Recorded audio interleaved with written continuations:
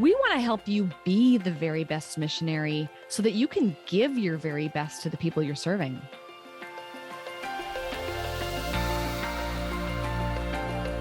What makes this podcast unique is it's done by missionaries for missionaries. How can we take timeless principles and apply them to our lives as missionaries? That's really our heart behind this.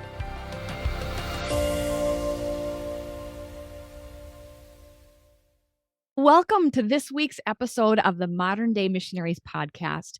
We are really happy to have Curtis McGown here with us today. He is the executive director of Valeo, which is an organization that provides clinical care for global workers. Lord knows we need that. Curtis, we are very glad that you started what you did.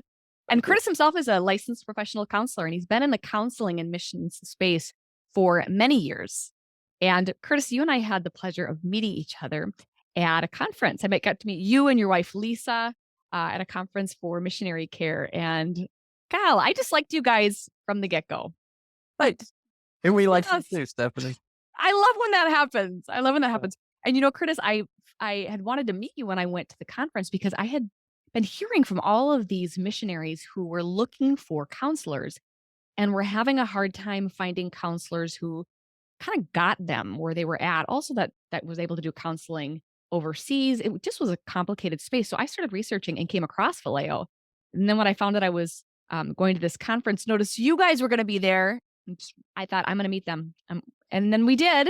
We had a great conversation and decided that we needed to have you on the podcast so that not only could we dig into the soul care space today and talk about a little bit of emotional health, but also I really would love for you to just take a quick moment and share about Valeo with everybody who's listening. Yeah. Well, thanks, Stephanie. Glad to be here and to get to be a part of your podcast. So, Valeo, we exclusively serve global workers for Christ. So that is why we exist. And the way that we do that primarily is through professional online counseling and psychiatry. So we deliver these services to global workers all around the world, anywhere in the world outside of the US where there's an internet connection, we can do telehealth. And so everything from assessment, we work with children, adolescents, adults through all varieties of issues. All of our staff are licensed mental health professionals, and the vast majority have actually lived and served overseas before. So that's Valeo in a nutshell. That's remarkable because I don't think that's easy to find. And what's unique with you guys is you have psychiatrists as well, which we're one of the few, actually. So we have 3 psychiatrists on the team, and one of which is a child and adolescent psychiatrist, which I don't know that there are any others serving the global worker community in the world. That is huge. And we're going to make sure to post links to Valeo afterwards so that people who want to learn more information can find out. But I know when you and I were talking beforehand about what we wanted to dig in today, you have a field worker guide that's on the website. That is so fantastic. Everybody listening too, you can get that for free as a free download by going to valeo.com. And within there, you dig into Valeo.global. Sorry. .global. Thank you. .global. So just we're different in all ways, including our URL. .global. Thank you for mentioning that. So so if you go to valeo.global, you can download that field worker guide. And one of the topics that you had in there really stuck out to me as being very relevant, and that was struggling well.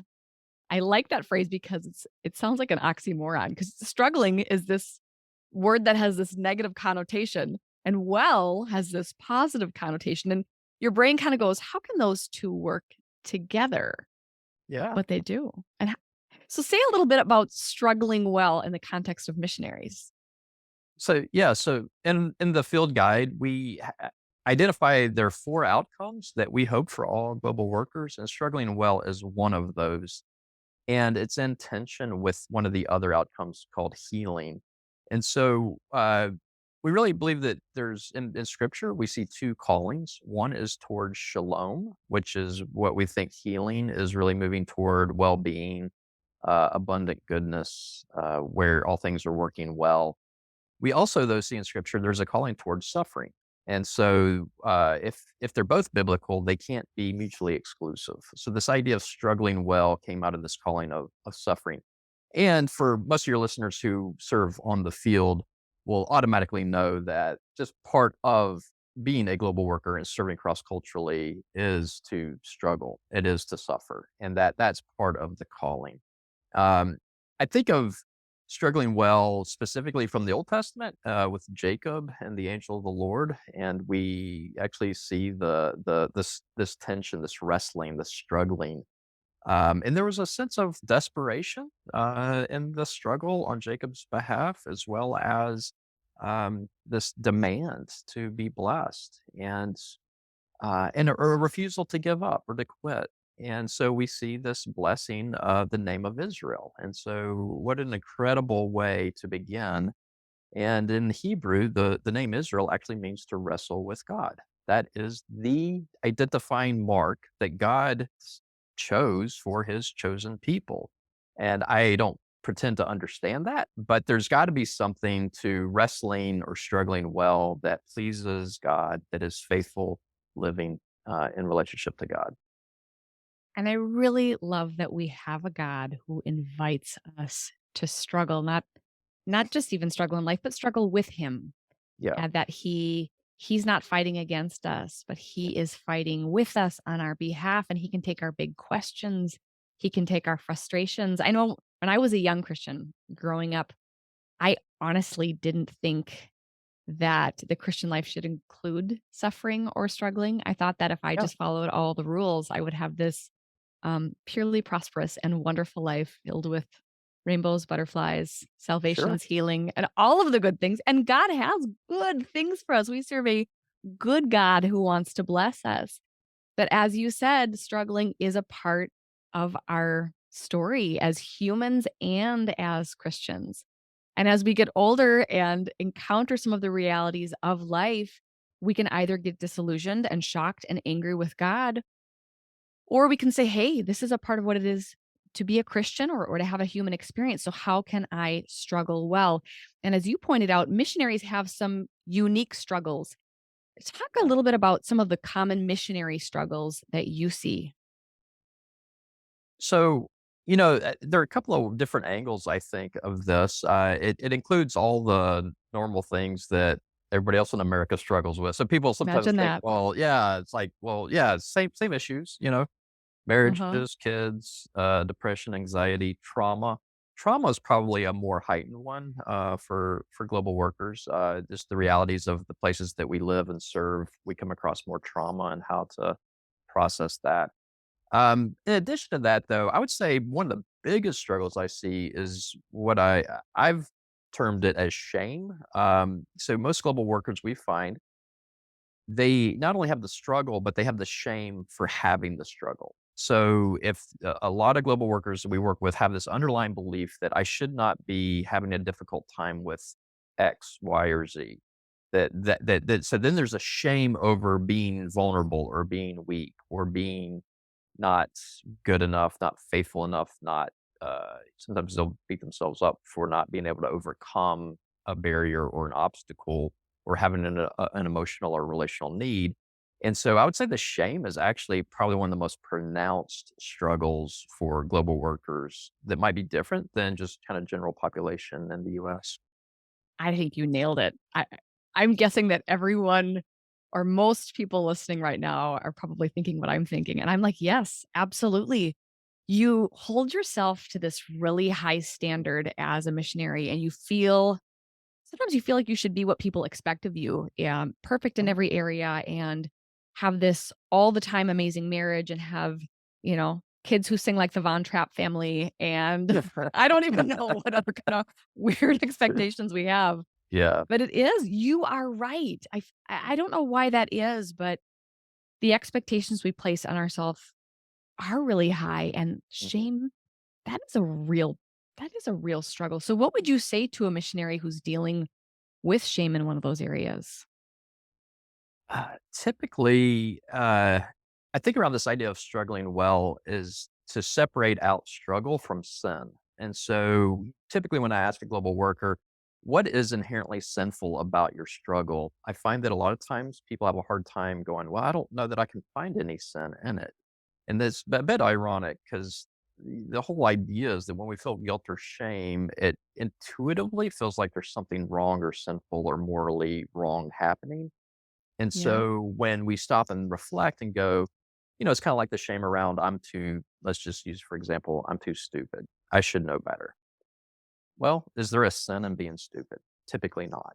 And so if there is no sin or moral offense to God in that, then we need to consider, is it possible that God actually has given us this struggle or has designed us in such a way to inherently struggle? And if that's the case, is it possible that it delights God that He designed us to function in a certain way? And sometimes He puts us in situations or circumstances or a culture that by nature would actually rub against how we're designed. And of course, we're going to struggle that way. It's like putting an introvert on an evangelism team. It's just sometimes I think God might laugh a little bit. So Yeah. yeah. So I think getting at that idea of like what exactly is it that we need to be reflecting on, and what do we need to accept about what God has given to us as either a gift or a burden or a cross to bear, and then it's not ours to get rid of at times. That's a really interesting thought. And along those lines, with looking at struggle as either having a root in sin or being just simply something that we don't have, like you mentioned, ignorance. Like we don't have access. If you don't have access to information or if you haven't learned something, you can't feel bad about it. So within that, how important is it to identify the source of our struggle?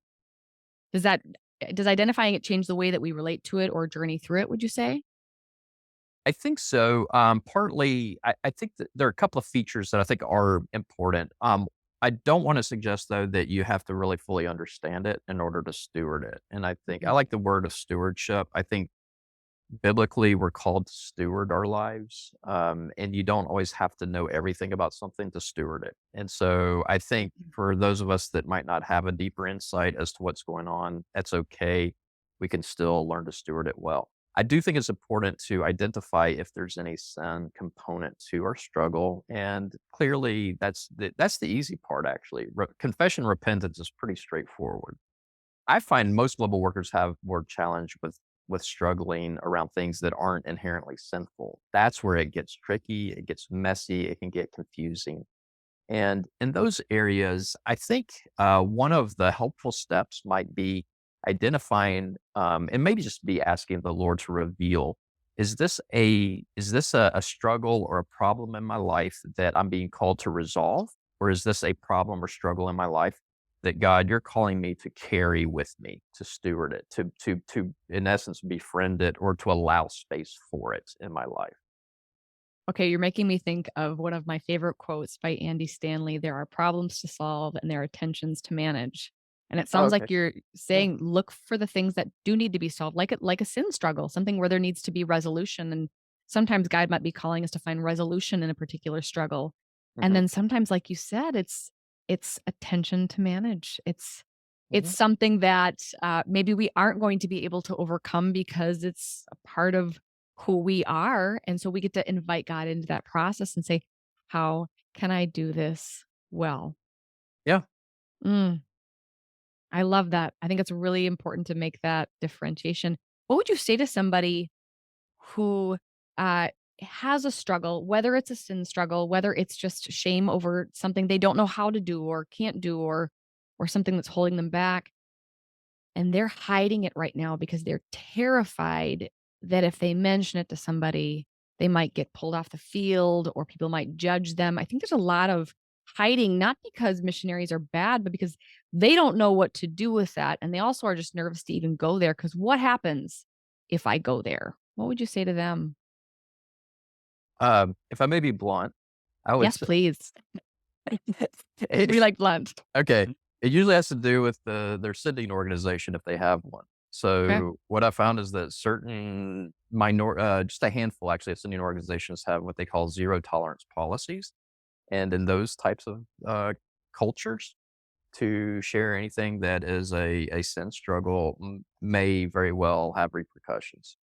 Outside of those handful, I found the whole missions culture to be extremely gracious and long-suffering, and a desire to support, a desire to see the global workers succeed and be effective. So, yeah, if there's a sense of like, not everybody's safe, but usually somebody's safe. And so to be able to share it with discernment and wisdom, but finding people that are safe to be able to start that place. And even if you don't know who else is safe, start with who you know is safe to be able to share it with. Mhm. That's so good, and as we start to get into some of that practical and talk about a few concrete things we do to struggle well, it sounds like that might be one of the first things, is that reaching out. Yeah, typically, and for those that don't, I can give you testimony of people who have, struggled in silence for 20 and 30 years, and I'm working with them after 20 to 30 years of not expressing that, and I will tell you Mhm. there's a price to be paid. What do you think that the price to be paid is? It usually eats away at them. I found that most global workers, it's the internal voices of expectation and judgment and accusation that start to wreak havoc on the soul Mm. more than it is the external voices. So I do hear people say, well, I'm afraid of what others think. And usually when we drill down deeper, it's the internal voices that are the so it's either buying into the lie of the deceiver, or it's the own internalized critical voice of you're not meeting expectations. How could you live like this? And it's just, I've heard people put it in words. I had one client that was just really blunt about it, and the way they said it, I think applies to most people. They just don't have the guts to say it. And this person said, "I believe the gospel's true for everybody but me." Wow. And I think that's the price, right? To not believe the gospel will destroy the soul. So that might be some of the internal consequences. Maybe coming off the field might be one, not being able to keep going.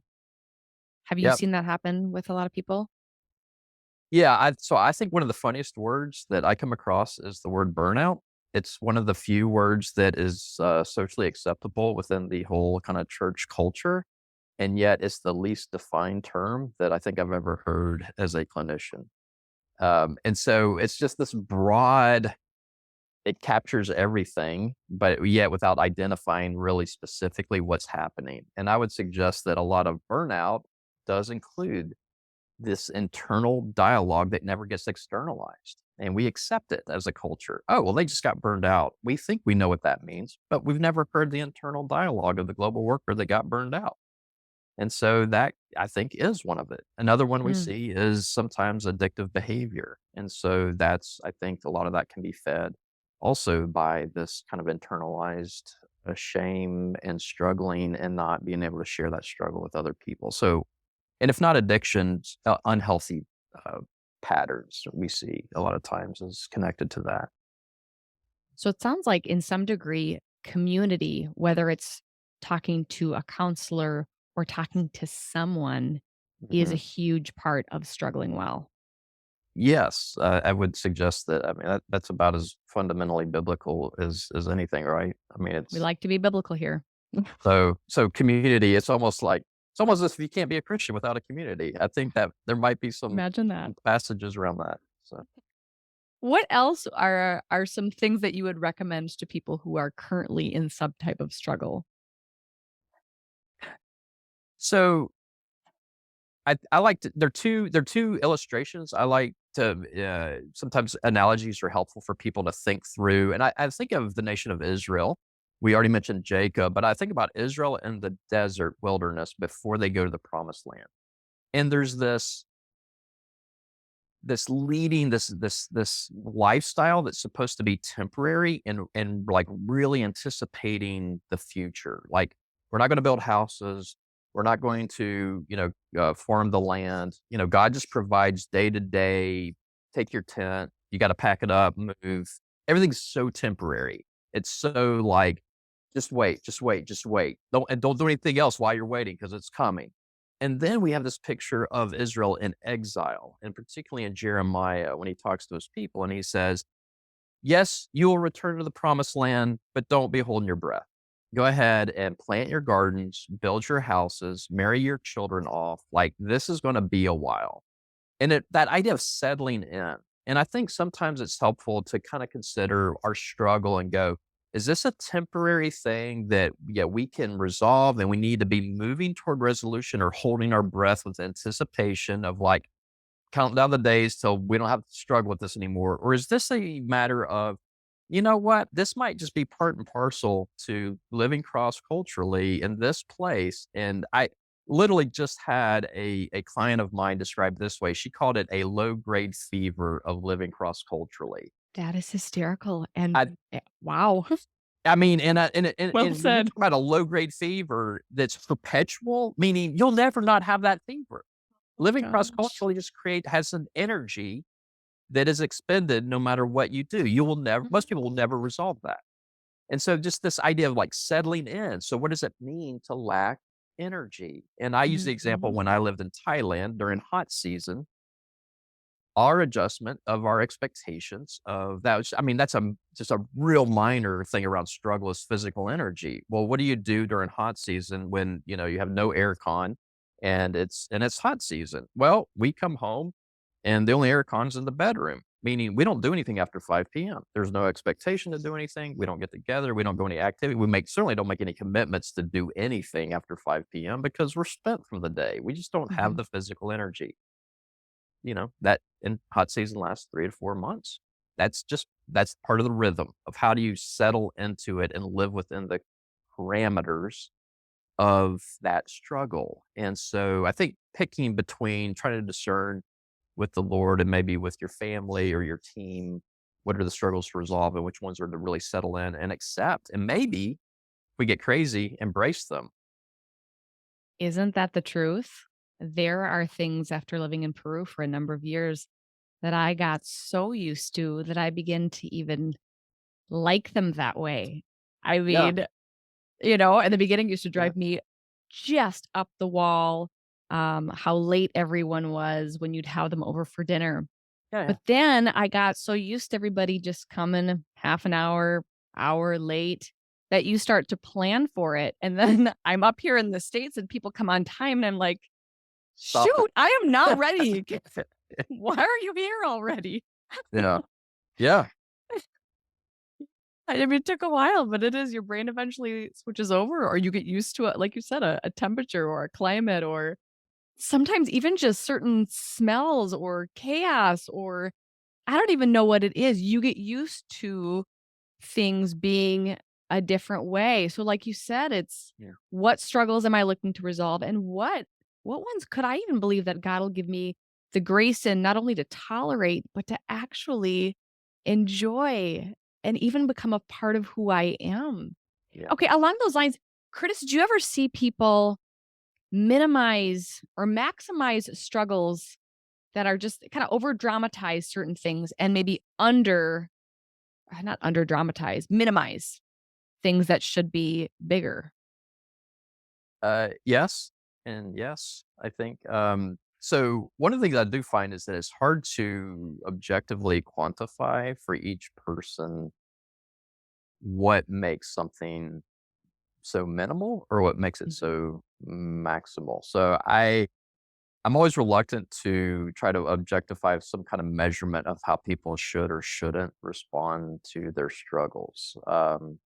I will say the culture of global workers typically is to over spiritualize in order to minimize.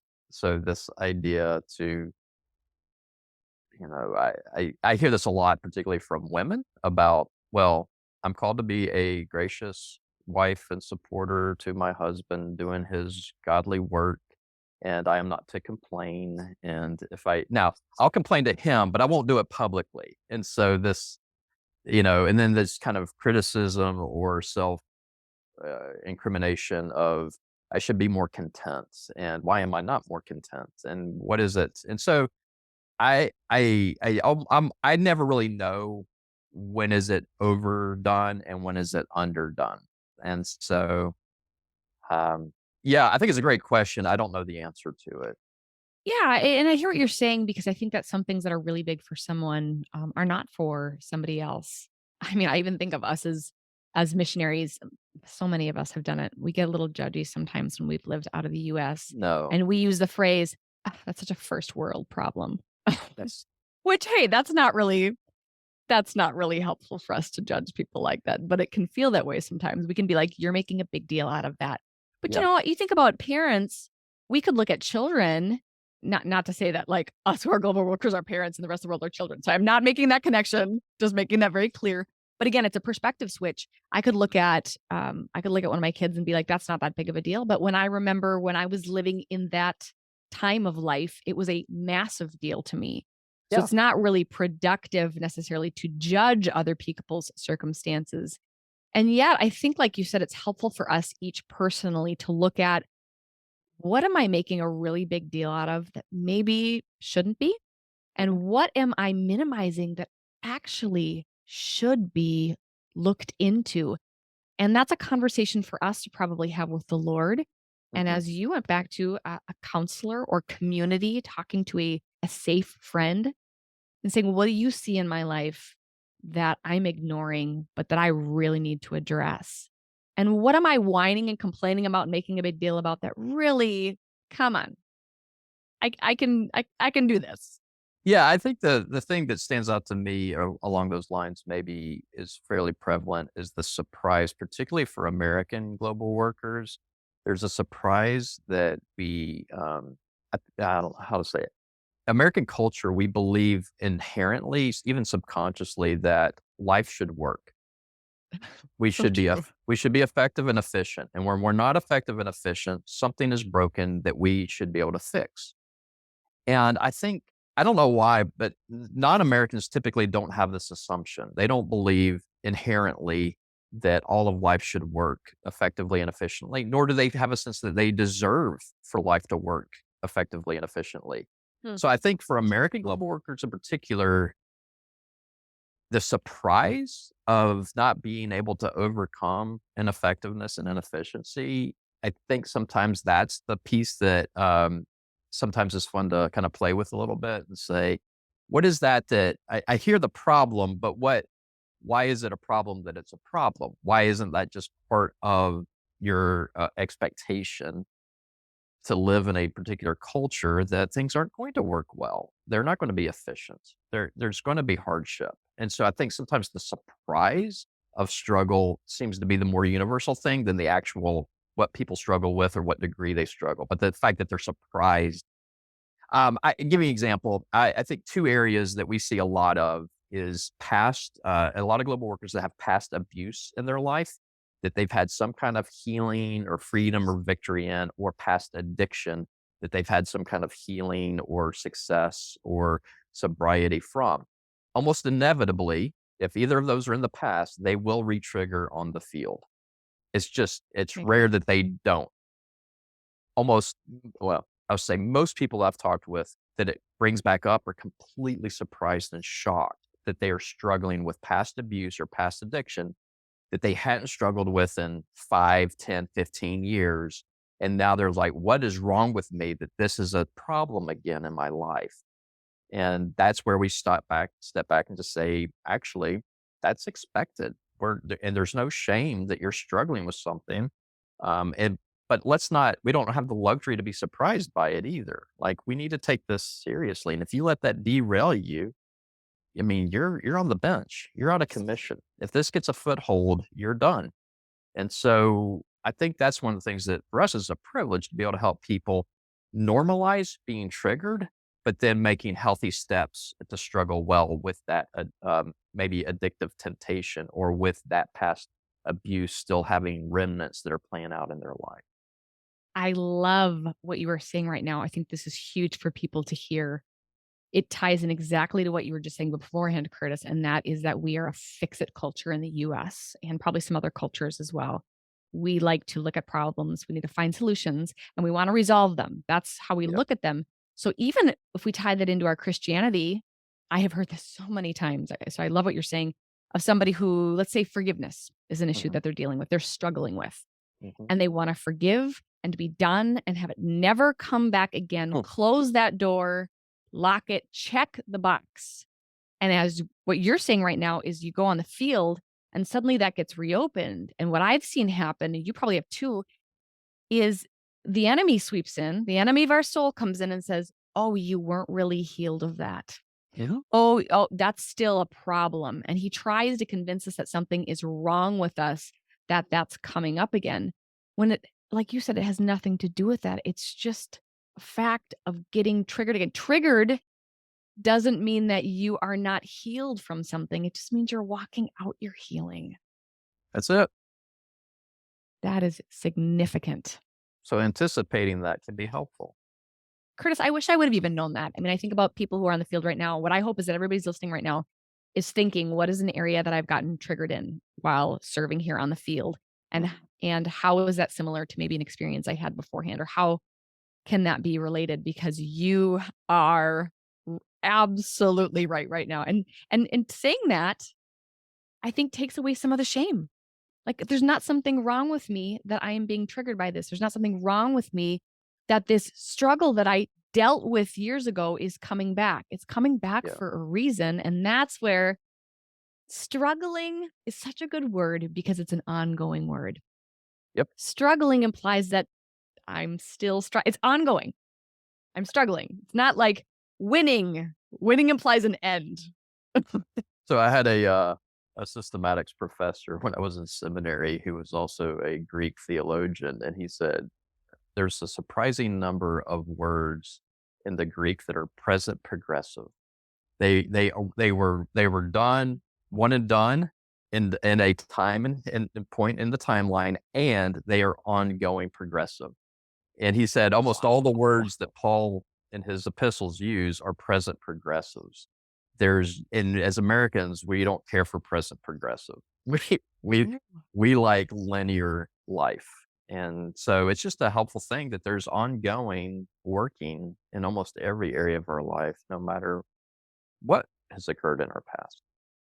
That is powerful. I even think in Hebrews, when scripture talks about Jesus having died once and for all time, which implies done. He died Yeah. one time and everything was done. And yet, scripture also talks about him being our advocate, being before the Father, Mhm. presenting on our behalf. So, as you said, it is done. The work has been done, It's but there both is and. also an ongoing piece.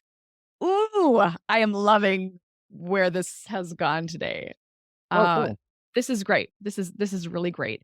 Anything else that you would want to leave people with today as we bring this to a close? Yeah, I think, and this is in the field guide if everybody downloads it, but I'll just highlight. I think the Psalms are a particularly unique and helpful pattern for how to struggle well. There's a theologian called Walter Brueggemann that he kind of grouped the Psalms together in what he called orientation, disorientation, and reorientation. And I Mhm. think the Psalms of disorientation are particularly helpful and poignant for any kind of struggle. I mean, I always laugh. I read the Psalm of "Pour out your complaint before the Lord," and honestly, in my whole experience as a Christian and every Christian community I've ever been in, I have never once heard anybody say you should complain more. It is almost always the opposite. And so, but that's not the message of the Psalms. The message of the Psalms is to complain, and I think to exhaust your complaints. This idea of cry until the couch is soaked. That's Mhm. not a have a few tears, suck it back in, and move on with your life. Refuse for your soul to be comforted. That is the words of the psalmist. Struggle until you have poured out every complaint. You've exhausted every accusation, every feeling of betrayal, every struggle. The Psalms invites a deeper, longer term struggle. And there's a beauty of God meeting and communing with us in the struggle in the Psalms. And I'm convinced that we're missing out on communion with Jesus Christ himself when we shortcut our struggle. When we cut it off too short, we do not get to walk in the more intimate places with him. And so that's the thing I guess I'd like to leave That's listeners so with that good. thought. And there's more in the field guide that can help people process through that. Yeah. Well, and I love the word struggle again too, like what you were saying, it's a word of engagement. So as a parent, I would 1,000 times prefer that my child struggle with me than just Mhm. shut me off or go in the other room or disengage. Yeah. Let's wrestle together. Let's struggle. And we serve a God who is big enough and strong enough to take anything we can throw at him, any complaint, any tears, any yelling, anything we need to do. He's big enough to hold that. Mm. And he, as you said in naming Israel, he invites that struggle. And how beautiful of a father do we have that he would invite us into that space. So thank you for exploring that today. I hope this was really helpful for everybody who is listening. Not I hope. That's not even the right word. I know. I really believe in my heart that what was shared today will be really helpful for people going forward. So again, we will post the resources. Encourage everybody to really take some steps into what was said today, even if the first step is simply downloading that field guide or Yeah. having a conversation with a trusted friend. But Curtis, thank you for joining us today. Loved the conversation. Thank And you. I It hope, was my privilege. yes. Great. And we look forward to seeing you on next week's podcast.